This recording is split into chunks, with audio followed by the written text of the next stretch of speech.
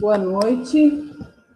Boa noite a todos os presentes, as pessoas que estão participando desse nosso primeiro encontro virtual que a Promemória realiza no seu canal do YouTube. Eu queria agradecer a presença de todas as pessoas que estão aqui. Para quem não sabe, meu nome é Leila Massarão, eu sou historiadora da Fundação Promemória de São Carlos, e em nome dela eu agradeço a todos vocês. A ideia da realização dessa palestra é iniciar um novo caminho de contato com os nossos seguidores, com as pessoas interessadas na história de São Carlos, no patrimônio, e temas que são interessantes à instituição e à cidade como um todo. Nós queremos abrir novos canais de comunicação com aquelas pessoas interessadas no nosso trabalho. Para essa ocasião, a gente escolheu marcar com as homenagens ao Dia da Mulher Afro-Latino-Americana e Caribenha, a mulher negra afro-latino-americana e caribenha, que vai ser comemorada no próximo dia 25 de julho, então nós estamos fazendo esse evento hoje. Essa comemoração, essa data, ela foi escolhida durante o primeiro encontro de mulheres afro-latino-americanas e afro-caribenhas, realizadas em 1992 em Santo Domingo, na República Dominicana. Naquela ocasião, o encontro teve o objetivo de discutir o racismo, o machismo e formas de combatê-lo, criando um espaço para que essas mulheres, que se viam à margem das pautas, tanto do movimento feminista quanto do movimento negro da época, pudessem se posicionar.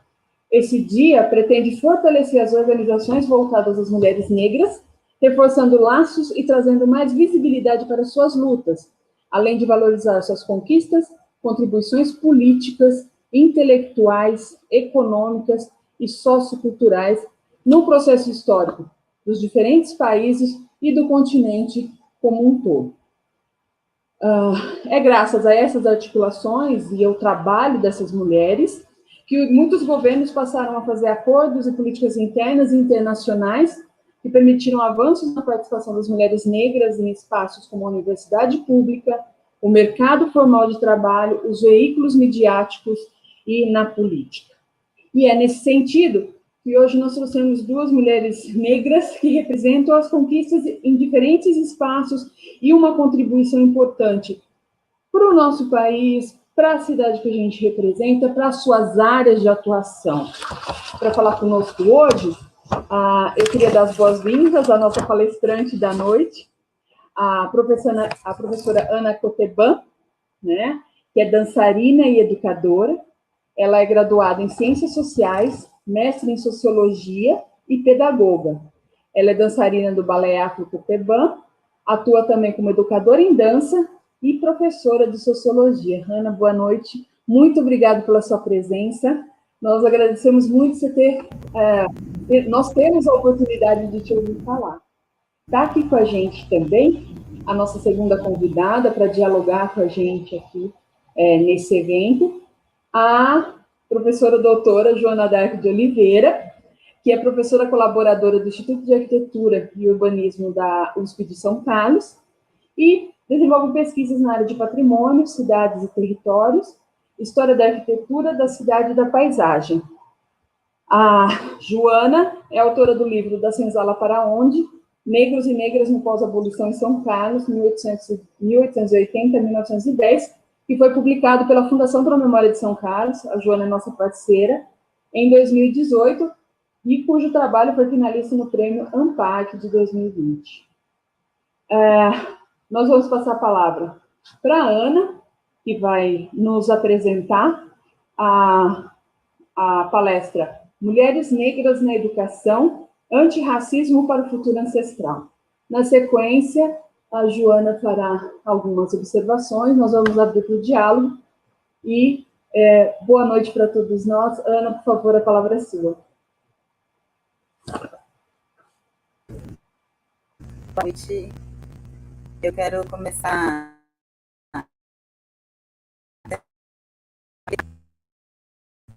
virtualmente.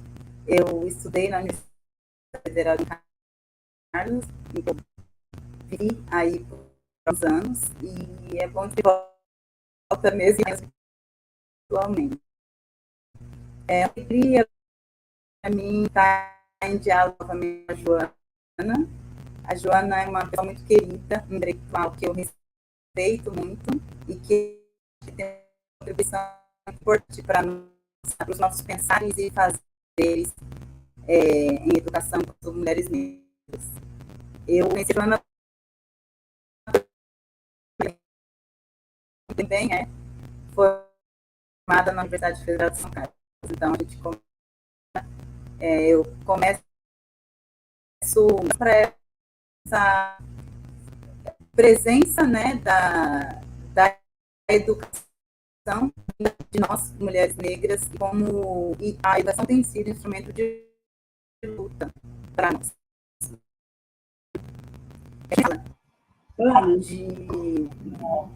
Ana, desculpa te interromper, o seu microfone está cortando bastante. Eu não sei se você tem fone de ouvido. É mesmo? Tenho. Porque talvez seja melhor para captação.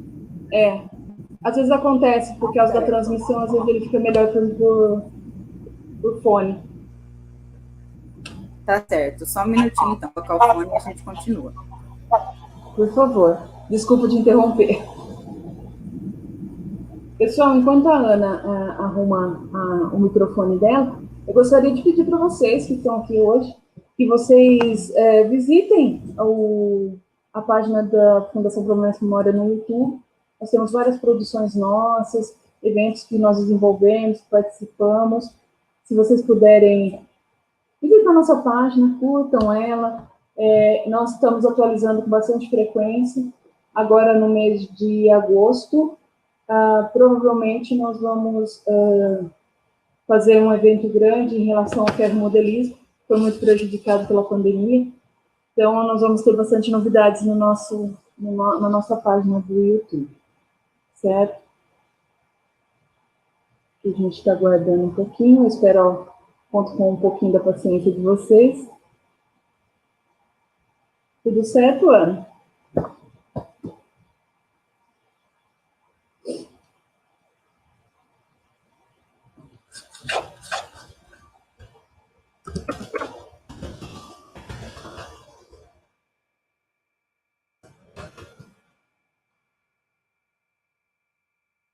Microfone, Ana.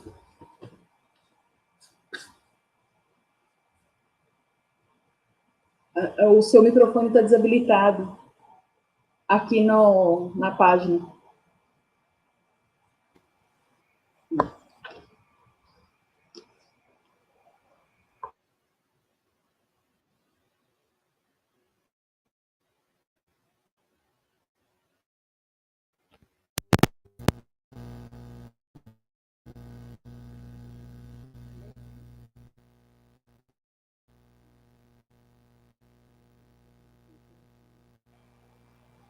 Você está com problema de conexão, Ana?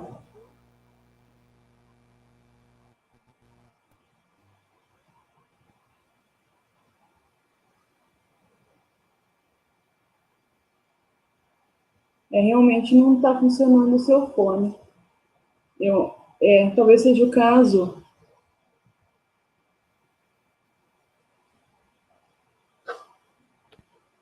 Você tem que mudar a configuração e...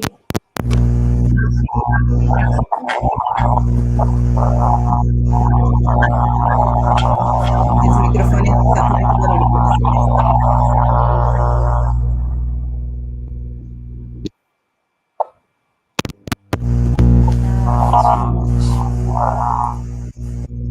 Ana, faz o seguinte, ele vai dar mais interferência. Então, vamos tentar novamente com o seu áudio comum e vamos ver se agora melhora um pouco. Por favor.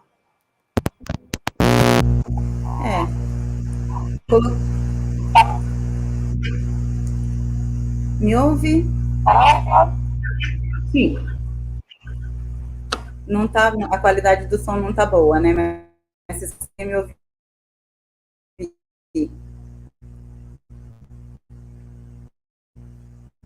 Bom, minha ideia era compartilhar um pouco hoje uma reflexão sobre a educação, né, o racismo na educação, a importância da educação na luta das mulheres negras, a importância das mulheres negras para a educação e de racismo na perspectiva ancestral. Quando eu digo, quando eu falo, né, na importância das mulheres negras na educação, estou dizendo, eu acho importante lembrar, né, a figura mulheres importantes que constroem a história. Então, se a gente for pensar na nossa história de pagamento, né, visibilização da negra, é importante que o dia 25 de março represente esforço, né, não só de dar visibilidade, mas de combater as desigualdades, considerando que as mulheres são a base da pirâmide social no Brasil. E eu gosto de dar essa conversa pensando, né, saudando a nossa ancestralidade e fazendo menção aos avós por meio dura a Faltune, que é historicamente conhecido como avó do Mário, das representantes, né, das formadoras do primeiro núcleo do que viria o Quilombo dos Palmares. Acho importante a gente, primeiro, quando a gente sobre educação e quando a gente pensa sobre educação, entender que existem várias formas de educar e que institucionalmente, formalmente, o que tem sido considerado educação é apenas a educação formal, mas que a nossa educação, a educação na perspectiva africana e afro-brasileira, ela vai muito além da educação escolar, né? Então, a conexão entre as nossas lutas e a educação, ela é grande. Então, a educação tem usado como instrumento de luta, entende que a luta é pedagógica. A gente pode perceber ao longo da nossa vida, né? Eu acho importante pensar na educação, considerando, né, já que eu estou dizendo, estou falando de uma perspectiva de educação que é mais do que mera educação formal, educação escolar, eu gosto de fazer de co-percepção da cultura nigeriana Yeronkeoi, que amplia um pouco o conceito de conhecimento. Então, quando eu falo em educação e quando eu penso em educação formal no Brasil, se eu for pensar em educação e escolarização, eu vou ter um processo de exclusão da população negra desse processo ao longo da nossa história.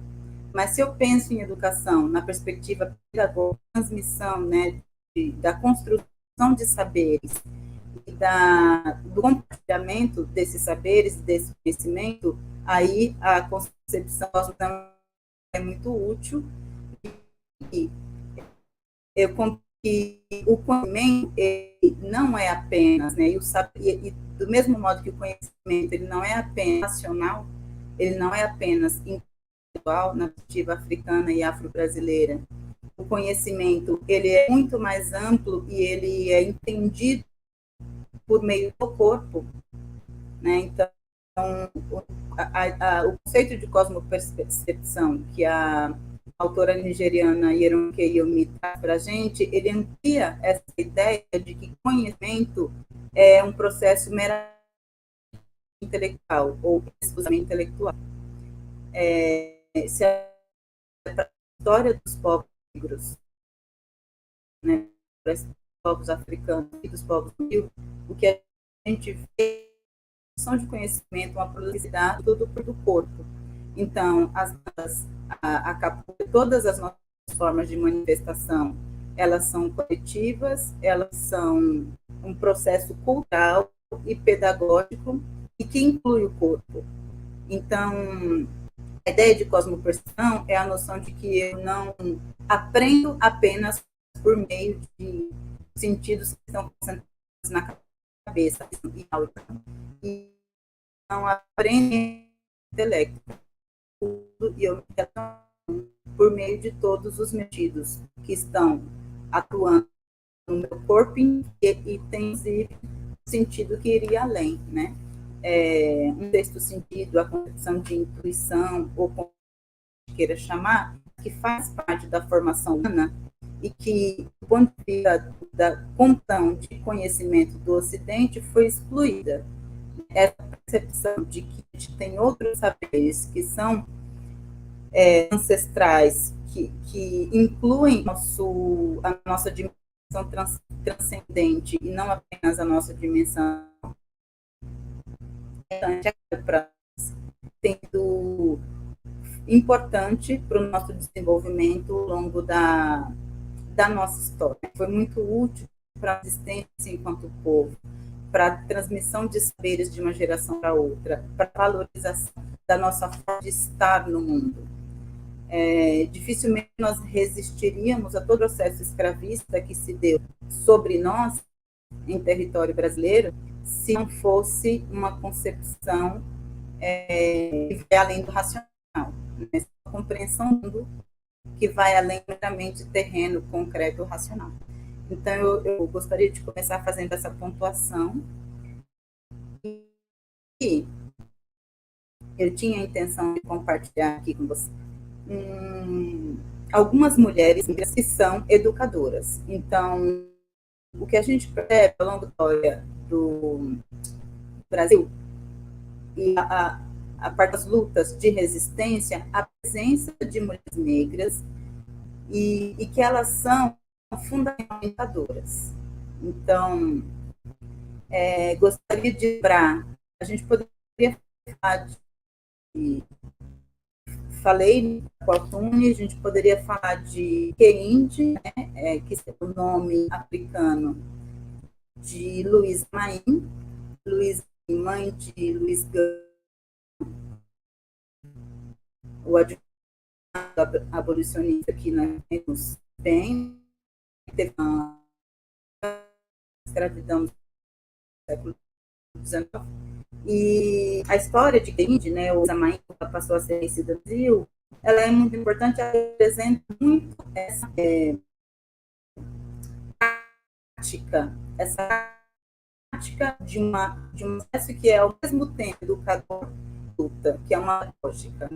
A casa de Luísa Maim se tornou uma espécie de general no século XIX, no processo de produção, de estudar a foi uma revolta fundamental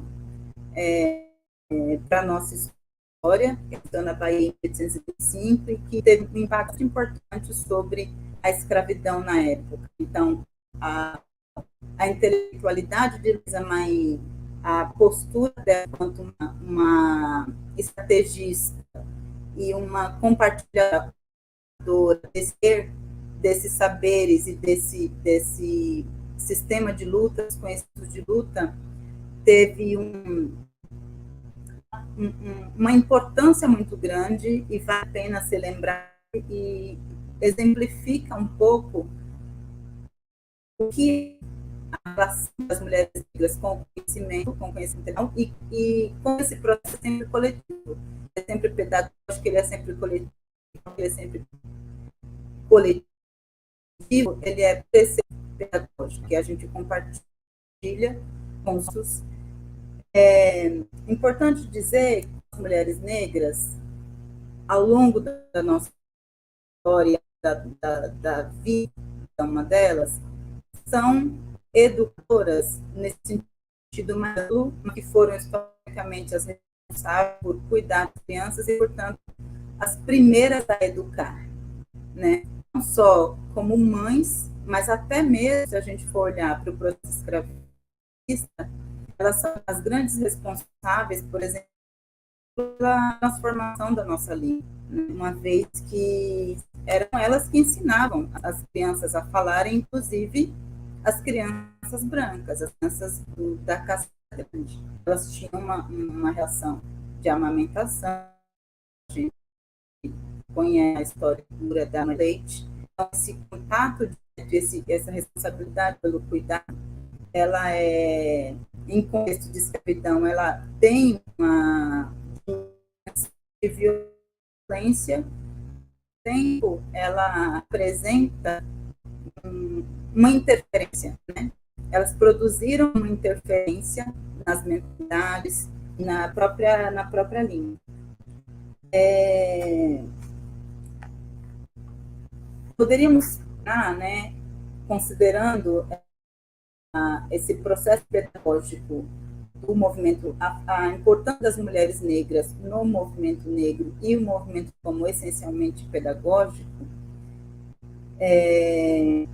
no teatro, no 1944, nós tivemos um importante teatro experimental de uma das organizações relevantes na luta, na resistência e na posição de políticas públicas para a participação das pessoas negras na idade, não produzido por Abdias Nascimento, mas que vale a pena a participação de duas mulheres muito importantes nesse processo, né?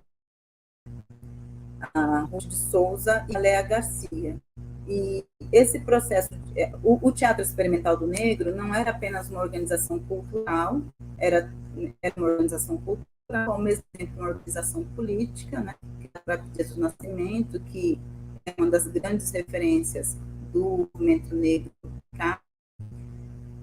Fundado para frente, né, em 1978, mas já em 1944, com a fundação do Teatro Experimental do Negro, causou um grande impacto na sociedade brasileira. A primeira companhia de teatro a encenar um espetáculo no Teatro Municipal do Rio de Janeiro apenas com atores, né?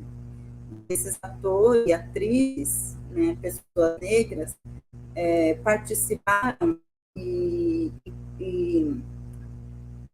produziram, né, um programa importante de alfabetização. O Teatro Experimental do Negro também uma atuação muito forte na alfabetização de muitas pessoas, né, da população negra. E aí eu quero trazer um poema de Conceição Evaristo, a professora Conceição Evaristo, né? É importante dizer que a professora, a gente temos escritora e uma escritora muito relevante da literatura contemporânea, né? De ganhadora de prêmio e tudo mais. Eu vou dizer que ela é professora, porque antes de ser escritora, ela foi professora e mesmo de aposentada, ela continuou dando aula no Rio de Janeiro, né?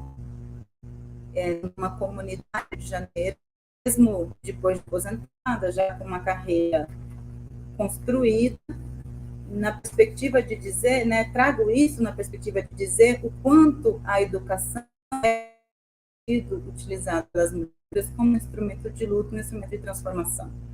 Né? Então, Conceição Evaristo se manter dando aula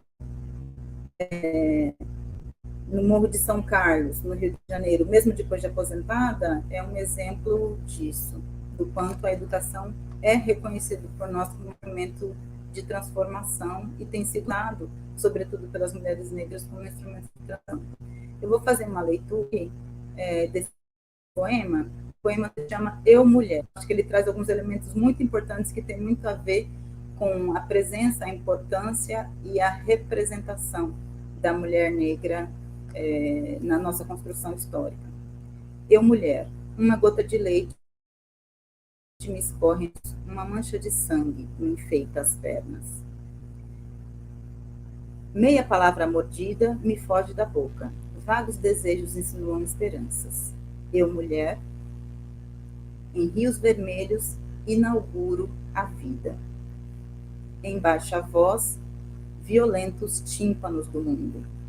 Antevejo, antecipo, antes agora, o que há de vir. Eu, fêmea matriz, eu, força motriz. Eu, mulher, abrigo da semente, moto contínuo do mundo. Esse poema Conceição Evaristo, ele dizia muito quando fala de educação antirracista, né, para o futuro ancestral. O que eu quero dizer com futuro ancestral? Em que medida essa perspectiva de educação antirracista dialoga, na minha percepção, concepção de ancestral? Quando a gente olha, quando eu falo isso, eu estou pensando numa concepção de que tem sido muito, muito discutida, uma concepção de desenvolvimento social que tem sido discutida por pensadores intelectuais tradicionais, como o Ailton Krenak ou Antônio Bispo, né, que lideranças quilombolas aqui no Brasil hoje. O Antônio Bispo, né, também o Nego Bispo, ele traz muito uma concepção de confluência, a noção de que as sociedades mentais, o processo de desenvolvimento que para nós, colonialismo ocidental, ele imprime sobre uma percepção eurocêntrica, né, do ponto de vista do desenvolvimento social. E o desenvolvimento social teve a ver, por excelência, com o tratamento humano da cultura. O ser humano, nessa perspectiva de que todo conhecimento é racional e que a racionalidade é capaz de produzir uma tecnologia que dá conta de explicar absolutamente tudo, e todo o conhecimento cabe, o conhecimento que existe cabe nessa percepção, e essa concepção de racionalidade inventa a ciência, né, inaugura, desenvolve a ciência, e a ciência permite criar todas as técnicas que fazem com que o humano interfira sobre a natureza e, obviamente, produza um processo de desenvolvimento que é pautar a destruição da natureza. E aí, a gente fala nesse processo de desenvolvimento, o Bispo, no que a gente revê essa concepção de desenvolvimento e compreende que nós somos natureza, o ser da natureza. A ideia de que necessariamente desenvolver é atuar sobre a natureza, às vezes de uma forma destrutiva, é uma maneira de ver. Não é a única forma da sociedade se desenvolver. E aí, por isso trago novamente como percepção. É aí que entra o conceito de percepção, de que se eu sou apenas racional, eu só consigo compreender nessa perspectiva de um desenvolvimento científico, vai nos apartar da natureza. Se eu entendo que a cosmovisão me permite comunicar e estar na natureza, e mesmo o reconhecimento de que eu também sou natureza, que humano também é natureza, é possível pensar outra forma de desenvolvimento, que ele chama, na verdade, de envolvimento, baseado no conceito de confluir, né? De não sermos capazes de estabelecer um tipo de relação com os outros à nossa volta e com a natureza, de concluir, apartar, entrar em choque, entrar em conflito. E aí, esse poema da Conceição Evaristo, eu acho que dialoga muito com isso, no sentido de dizer que as mulheres negras, elas são aquelas que inauguram a vida, né? E elas têm sido, ao longo da história, não só as criadoras da vida, como as mantedoras da vida, as desenvolvedoras da vida, a força motriz. Então, e isso é exemplos que a natureza nos dá.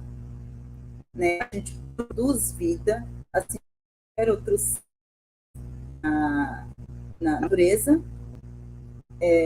como os outros animais. Então, nessa perspectiva, nós somos tão natureza quanto qualquer outro. E é esse ciclo, né, que está aqui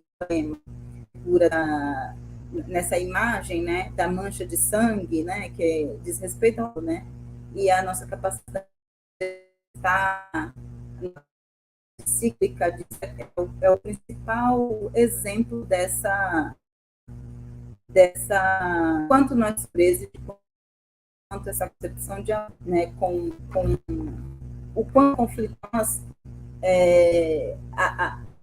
afastar a natureza e olhar para os povos tradicionais, o que a gente percebe, na verdade, esse processo de da natureza, ele não é criação desses povos, né?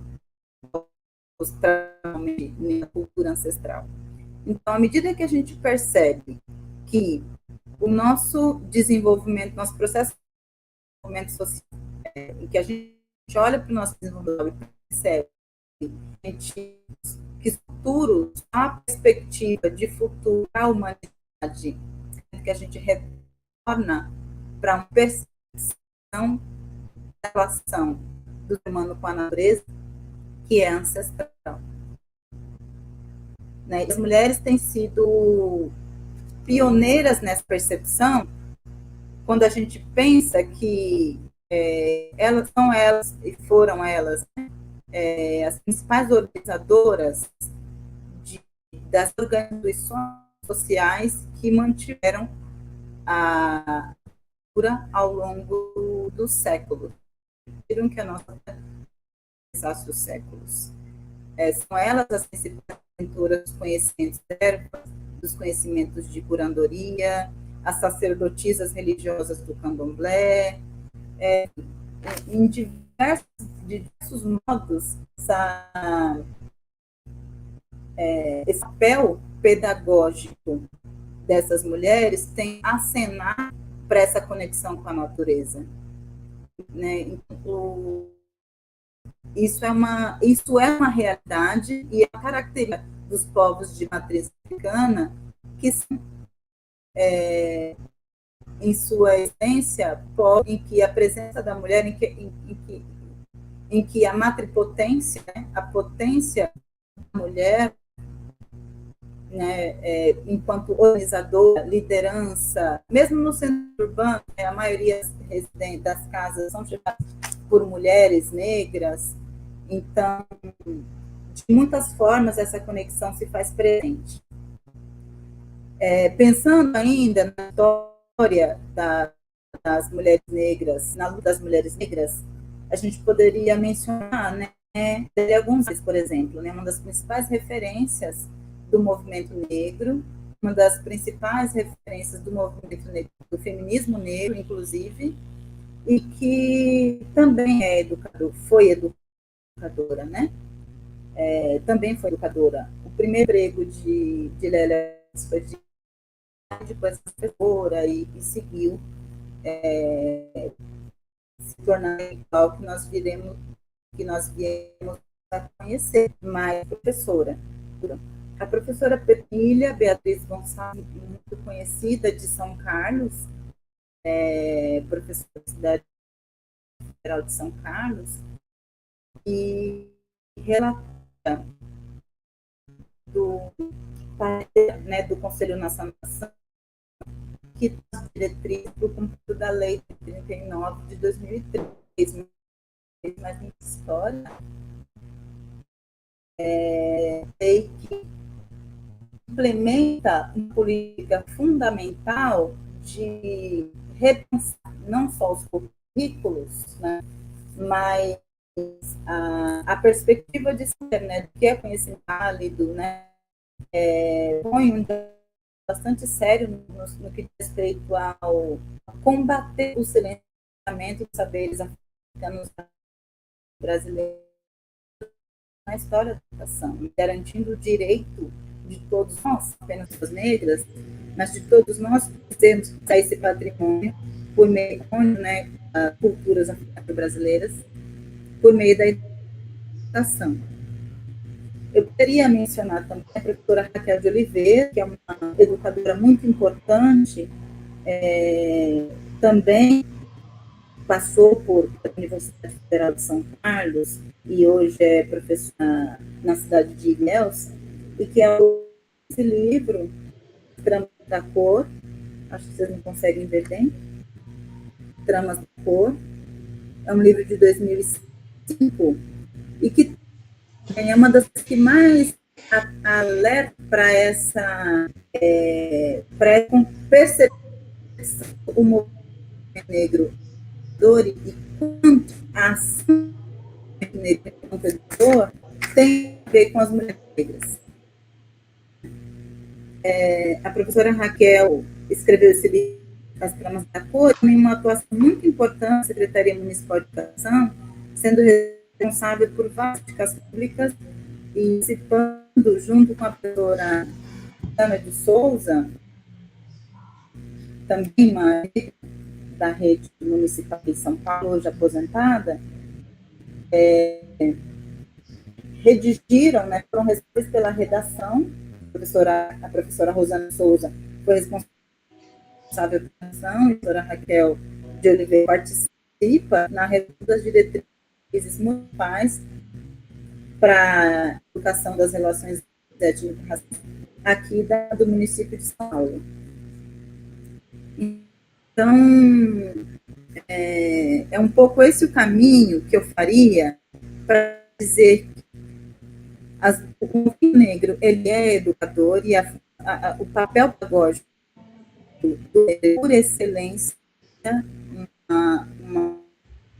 protagonista de mulheres negras da nossa história. A gente pode pensar isso não só quando a gente pensa no movimento de negras, mas de maneira geral, olhando para a história, mesmo antes da participação do negro na educação formal, esse papel pedagógico das mulheres negras ele já é marcante no tempo.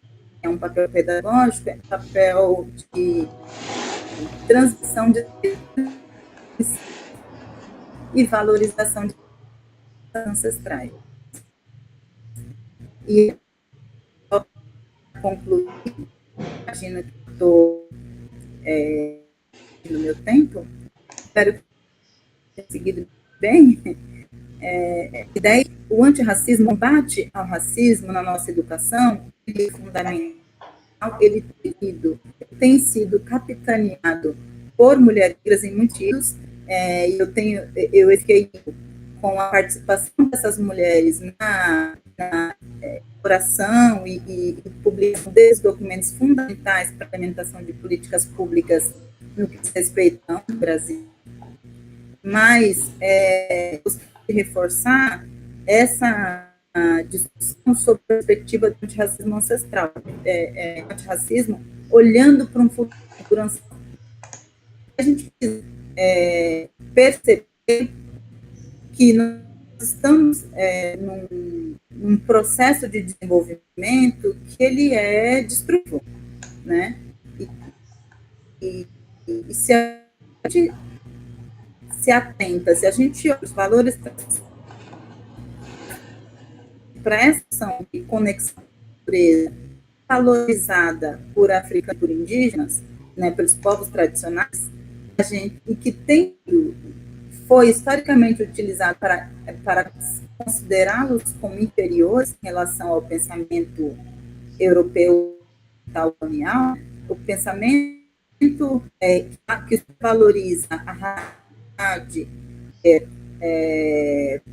técnico, tecnológico, né, e intelectual, que é o saber de fato. E todo saber que considera o corpo, a transcendência e a conexão com a natureza é o que foi entendido como saber, não valor, né? Não conhecimento, como misticismo ou coisas do tipo. E quando a gente olha o nosso desenvolvimento social e para os problemas sociais que a gente tem enfrentado, e é importante dizer, né, que essa é uma questão muito à educação, né, pensar sobre de cidadão nós devemos formar, que tipo de visão, de concepção de mundo nós formamos por educação, é fundamental retornarmos a valores ancestrais. Então, quando eu digo que o antirracismo ele é vestido na que a gente olha para um futuro ancestral, combater o racismo é fundamental, mas não é suficiente. Combater o racismo para participar de um processo de desenvolvimento é destrutivo para a humanidade, não é o que nos faz. Então, é nesse sentido que eu pontuo, né, que a importância, o protagonismo das mulheres negras na educação sido e valoroso, sobre a perspectiva que aponta para saídas que são ancestrais, né, que é a valorização dos nossos saberes e dos nossos mundo, valorização dos saberes ancestrais. Um pouco isso que eu quis compartilhar, ter seguido me ouvir, porque realmente a coisa do foi simples, mas enfim, estou aqui à disposição, agradeço mais convite da Joana, da São Promória de São Carlos, e fico feliz se vocês.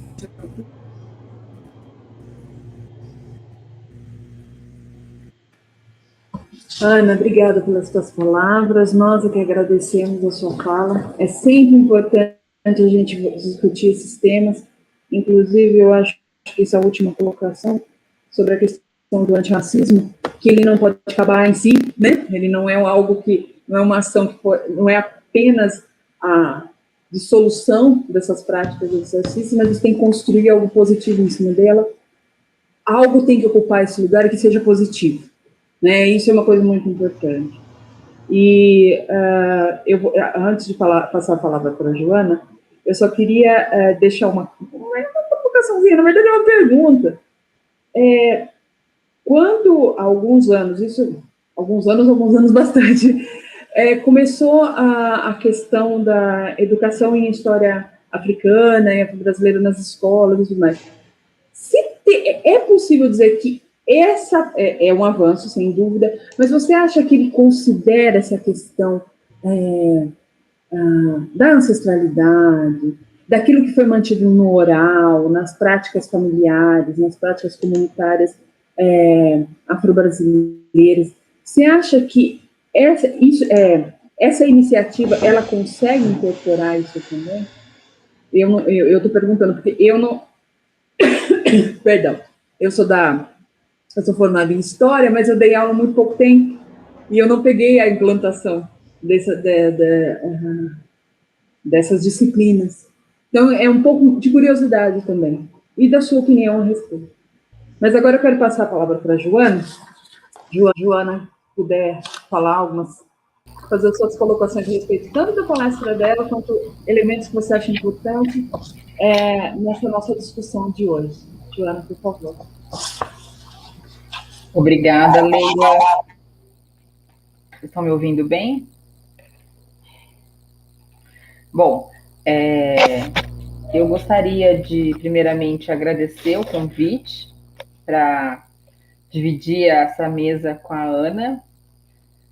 A Ana que vem com essa fala tão potente e necessária para nos fazer refletir sobre o papel das mulheres negras ao longo da história e constituição, né, do nosso país, a sua participação tão ativa no processo, nos processos históricos, né, que forma aí as nossas culturas, as nossas raízes, eu diria. Me chamou bastante atenção uma passagem da Ana no que diz respeito à sua brilhante observação de que, apesar de grande parte da população negra estar fora do espaço formal de educação, grande parte, né, estar fora, desde um período, desde que aqui chegaram, né,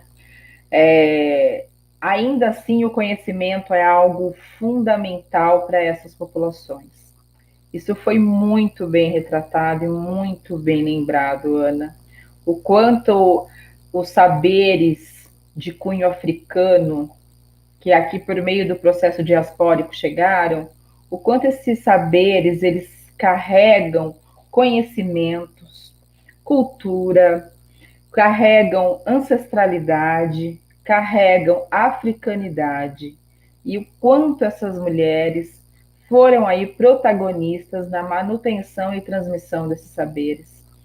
Isso é um acalento para nós que trabalhamos com esse tema, que enfrentamos diariamente os desafios para desconstruir o racismo estrutural, na medida em que nós temos argumentos para mostrar que essa população é sim detentora de saberes. Saberes esses empregados nas mais variadas áreas da nossa sociedade, no campo da arquitetura, no campo da música, no campo da culinária, no campo da moda, no campo da engenharia, no campo das ciências matemáticas, nos mais variados campos. Contribuições essas comumente apagadas, porque é muito simples dizer eles estavam fora do espaço de educação formal e, portanto, não contribuíram com nada. É muito fácil trazer à tona uma história que os coloca como despossuidores de conhecimentos. Nós, comumente, graças a muita militância e muito envolvimento, principalmente de mulheres negras, nós temos tentado transformar essa agenda, né, para mostrar que há sim saberes, né, saberes que vieram e que aqui foram transmitidos principalmente por meio da oralidade. E aí eu vejo o quão importante é também a educação formal na tentativa de dialogar com não vou usar o termo resgate, porque a Leila não gosta. O quanto a educação formal ela pode dialogar para trazer à tona todos esses conhecimentos, valorizar esse tipo de conhecimento, valorizar a resistência protagonizada por essas mulheres. É como você muito bem colocou, essas mulheres exerciam seus conhecimentos não só para os seus, não transmitiam o que sabiam somente para os seus.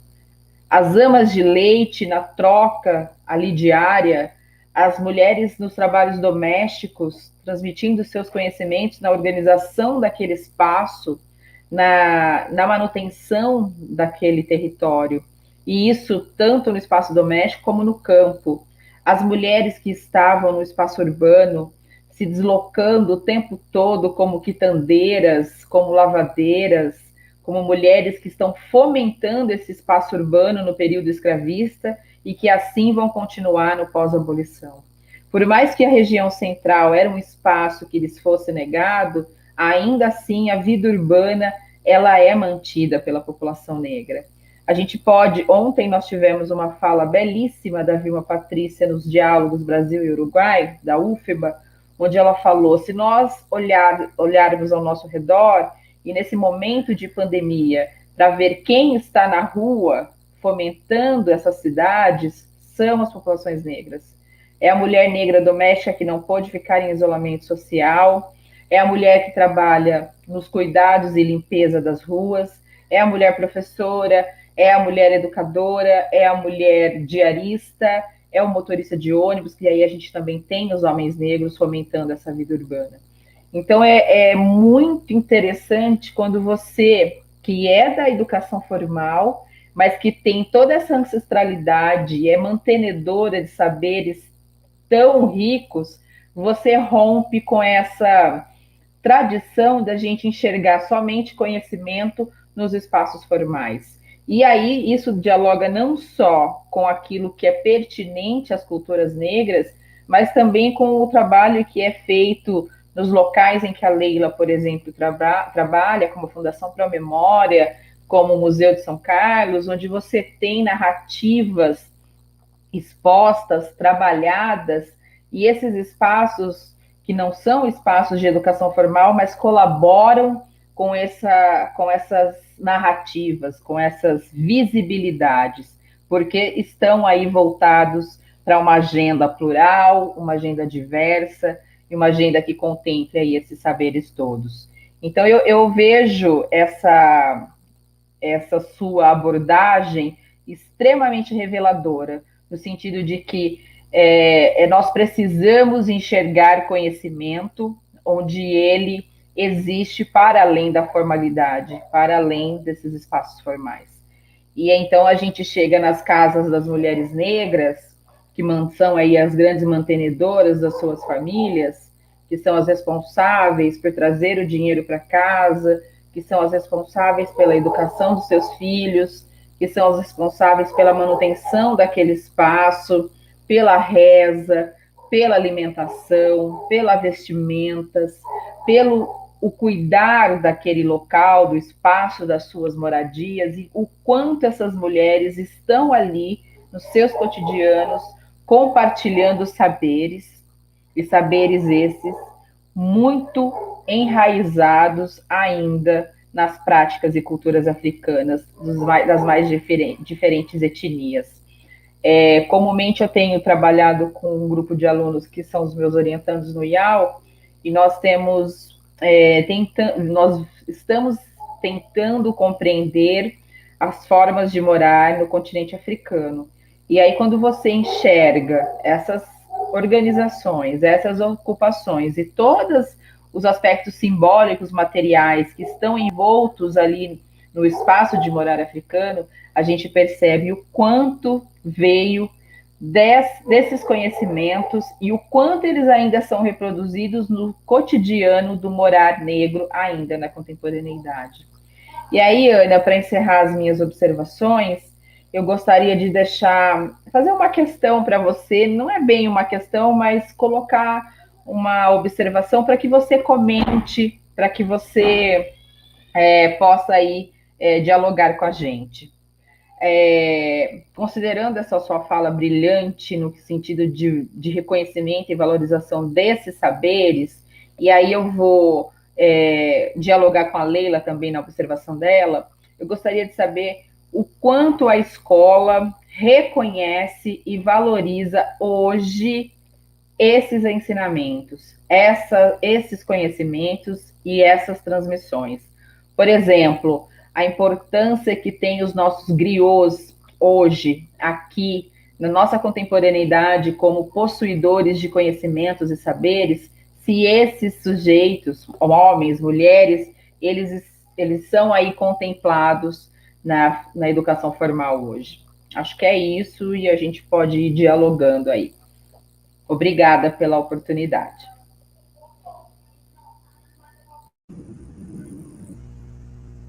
Eu quero agradecer para vocês. É legal que a gente tenha, né, um tempinho para falar dessa questão fundamental, que é a implementação dos dilemas, dos desafios, a efetiva implementação prática, né, da Lei 639 de 2003. É uma lei de 2003, né, ou seja, já está aí maioridade, e o que a gente percebe, né, como alguém que estou em sala de aula e dialogando, observando todos o que acontece no início, dialogando com outras educadoras que estão também, né, em sala de aula, percebe, na maioria dos casos, por mais que alguns municípios, não são muitos, alguns municípios tenham diretrizes específicas para a implementação da lei, tem orientações específicas para a implementação da lei, ou seja, existe um reconhecimento e um aparato legal que justifica pragas, inclusão na bibliografia, de autores africanos e afro-brasileiros, uma revisão da história, considerando a participação de população, né, que permita contemplar narrativas, né, que não sejam apenas narrativas coloniais ou de reprodução de uma história de negação de conhecimento, de aceitação, né, diante da escravidão. Então, tem todo um debate, inclusive, quando eu mencionei o documento do município de São Paulo, onde O documento ele traz até, por questão da professora Raquel de Oliveira, que eu mencionei, um levantamento sobre terras quilombolas, sobre esquilas. Então, para instrumentalizar o professor em sala de aula, de fato, trazer esse conteúdo, porque a gente permanece, depois de quase 20 anos, encontrando as mesmas justificativas que impedem, de fato, o avanço disso na prática, que é o professor não tem formação para fazer, né? O professor não tem formação para colocar isso em prática, ou isso só acaba sendo atribuição do professor negro que tenha interesse em trabalhar a temática. Então, isso ainda quando a gente olha para a cultura escolar, isso ainda é percebido como ou uma questão tópica, né? Evento no novembro, né? Celebratória, que tem a ver com o 20 de novembro. Tem pessoas que ainda estão ignorando toda a discussão crítica do movimento negro, que ainda o 13 de surpresa, né? Uma vez que o 13 de maio é criticado, né, pelo movimento negro como uma data formal e não representa de fato as lutas e a resistência do movimento negro, por isso a proposição do 20 de novembro, para lembrar o aniversário de Zumbi e fazer menção à resistência, à luta que é representada pelos quilos que aconteceu com a gente aqui dessa maneira, e até trazendo realmente Conceição, acho importante essa dela que fala eu em voz baixa, né, em baixa voz, violento os tímpanos do mundo, né, porque mulheres gritaram, as negras resistiram muito em silêncio também, né, a gente suicídio, prática de envenenamento, uma série de práticas que são silenciosas, que são formas de resistir, de negar o sistema escravista e a violência que foi perpetrada sobre os negros. Então, em relação à Lei 10.639, a gente continua tendo essas questões limitantes, né, esses informações para professores continuam sendo necessárias, né, e formações que sejam práticas, as formações de propostas pedagógicas, né? De fato, assim, como é que eu coloco isso na prática? Ok, eu sei que eu tenho que trabalhar esse assunto na aula de história, eu tenho que trabalhar esse assunto na aula de português, mas como é que eu coloco isso em prática? Na aula de matemática, e a aula de química, e a aula de biologia. Esses conhecimentos e a valorização, o reconhecimento da existência, da participação dessas ações, também nessas outras disciplinas. Isso continua sendo uma questão, os professores muitas vezes se eximem de responsabilidade com essa justificativa de não ter formação suficiente.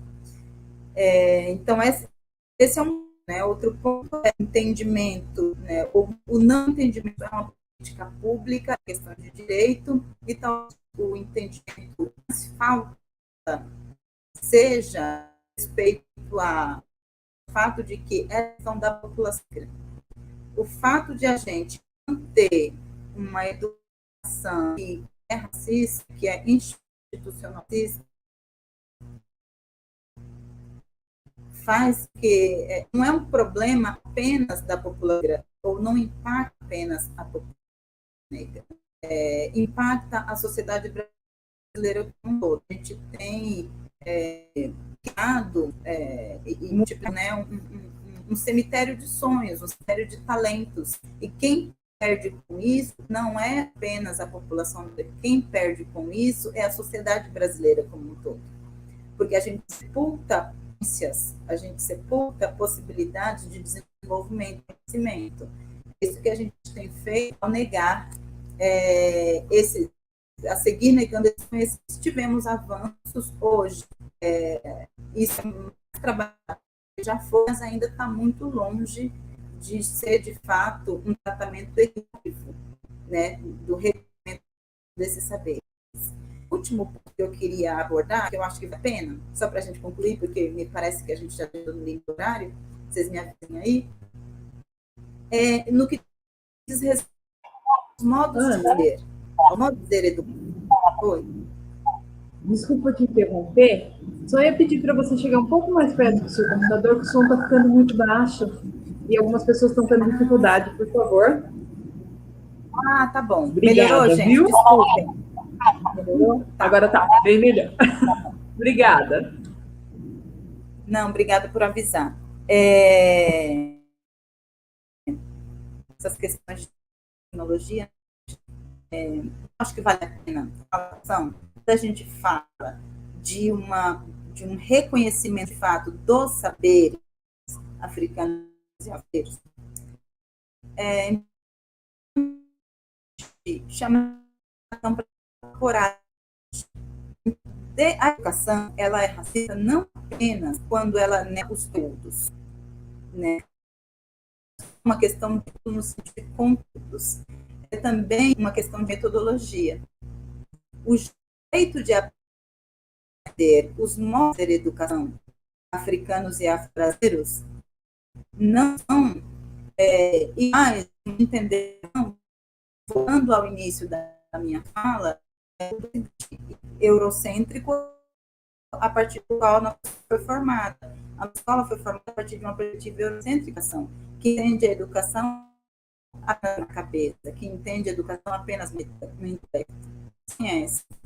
É fundamental para na produção cultural o corpo, os saberes do corpo, os práticos, as danças, não só as danças, a música, mas de maneira geral o movimento, a dinâmica, a cosmopercepção, a interação com o espaço, a interação com o outro, a implicação do corpo no processo de produção do conhecimento.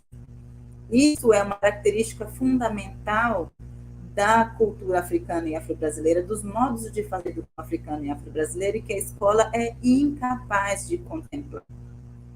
E acho que essa é uma questão que precisa ser enfrentada seriamente e com urgência.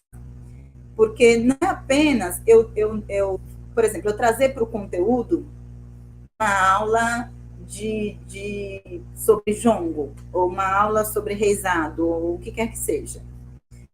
Mas, ou qualquer conteúdo que seja, mas por que tratar isso, ensinar isso com os estudantes todos sentados, enfileirados, mantendo aquela estrutura da escola tradicional, que é o estudante restrito ao espaço da carteira, o professor falando, né, e se dirigindo à cabeça do estudante, ele está autorizado a usar apenas o sentido básico de audição. Isso que é assim que a escola se entende. A escola se entende nessa ação quadrada, dicas infinitas, e conhecimento intelectual é conhecimento escrito. Conhecimento intelectual é conhecimento de livro. Saber, produção de saber, é apenas conhecimento letrado. E conhecimento é só isso. E a gente aprende de diversas formas, de diversas, né, com essa interação que é muito mais ampla. Então, por isso que eu comecei a minha fala chamando a atenção para a perspectiva do que é conhecimento, trazer o conceito de co-percepção, que seria muito útil se fosse contemplar a escola e faria uma revisão dos nossos modos de fazer educação. Ler é fundamental, né? Escrever é fundamental, mas conhecimento não é só ler e escrever. Então, eu acho que olhar para os modos, de maneira não poder criar metodologias mais criativas e mais ativas, no sentido de que aquele estudante que vê cultura, porque pense num estudante que pratica funk, pense num estudante que é de escola de samba, pense num estudante que tem na sua vida, na sua prática cultural, cotidiana o corpo como elemento fundamental. E chega na escola, esse corpo precisa ser controlado para que o conhecimento aconteça. Isso não é lógico, isso não faz sentido. E isso é perspectiva absolutamente tóxica. Não foi, eu penso que suficientemente compreendido ainda, ou tem sido intencionalmente negado. E penso que tem a ver com o aplicação da Lei 10.9. Então, a dificuldade de aplicação da Lei 10.639 talvez seja até maior do que o que a gente imagina, porque tem pensado, tem discutido mais a questão dos conteúdos para a gente. Mas tem uma outra questão, eu penso, que é do modo de educação. Isso, gente. Eu agradeço muitíssimo. Espero que eu tenha conseguido atender um pouco o que a Leila tinha colocado e a questão da Joana. E aí vocês me dizem, se vocês quiserem que eu fique mais... Se não, eu agradeço imensamente a oportunidade de poder compartilhar com você. Não, suas palavras foram ótimas. Faz a gente pensar em várias coisas, inclusive que que extrapolam a questão da educação específica sobre a cultura, a história e os saberes de origem africana, afro-brasileira, para a questão de como a educação está formatada hoje. Né?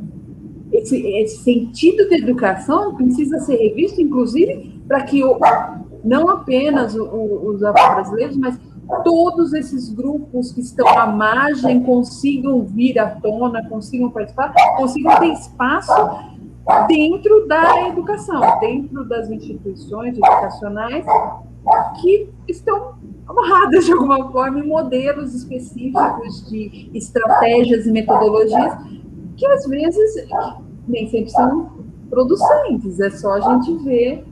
Hoje eu ouvi uma frase de um professor que eu achei bastante pertinente, falando da questão da reforma do ensino médio, que sobrecarrega, né, os horários de português e matemática, e a fala dele era aumentar as aulas de português e matemática, como tem sido feito há anos, né, porque isso não é novo, não tem resolvido o déficit, não tem resolvido a questão. Então, não é isso, não é aumentar que vai resolver, né? Você tem que voltar lá atrás e ver como essa educação está sendo dada, como esse conhecimento está sendo passado.